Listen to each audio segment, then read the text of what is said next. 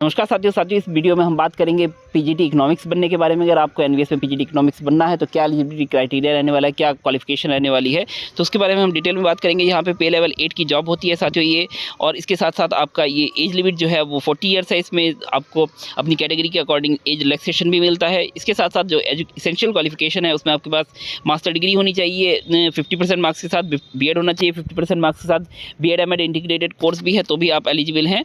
और इसके साथ साथ आपकी जो सब्जेक्ट स्पेसिफिक की जो क्वालिफिकेशन है उसमें आप देखिए यहाँ पे क्या लिखा हुआ है।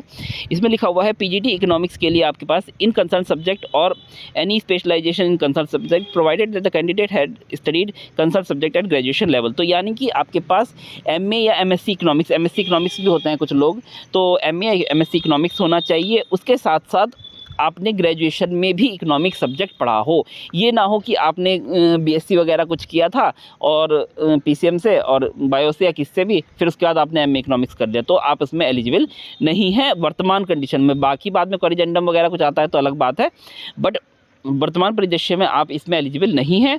और इसके साथ साथ यहाँ पे एक कंडीशन और है कि अगर आपने किसी स्पेशलाइजेशन में भी अगर पोस्ट ग्रेजुएशन किया है तो भी आप एलिजिबल हैं। तो इकोनॉमिक्स से रिलेटेड अगर आपने किसी दूसरे स्पेशलाइज सब्जेक्ट में इकोनॉमिक्स में, मतलब क्या है, सपोज कोई अप्लाइड इकोनॉमिक्स होता है क्या, मुझे पता नहीं है, मैंने इकोनॉमिक्स ज़्यादा नहीं पढ़ा है, बिजनेस इकोनॉमिक्स वगैरह में अगर आपने एमए एमएससी किया है तो आप इसमें एलिजिबल रहेंगे। और इसमें आपका बस शर्त यही है कि इस बार पीजीटी में स्पेशली जोड़ी गई है कि आपके ग्रेजुएशन में वो सब्जेक्ट होना चाहिए, नहीं कि ग्रेजुएशन में आपने इकोनॉमिक्स पढ़ा हो।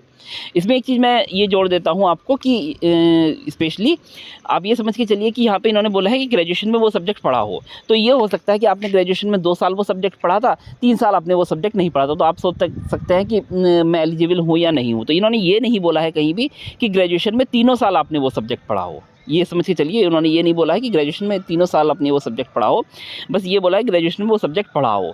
तो अगर आपने 2 साल भी वो सब्जेक्ट पढ़ा है तो आप वर्तमान जो इसमें जो लिखा हुआ है उसके इंटरप्रिटेशन के अकॉर्डिंग आप एलिजिबल हैं।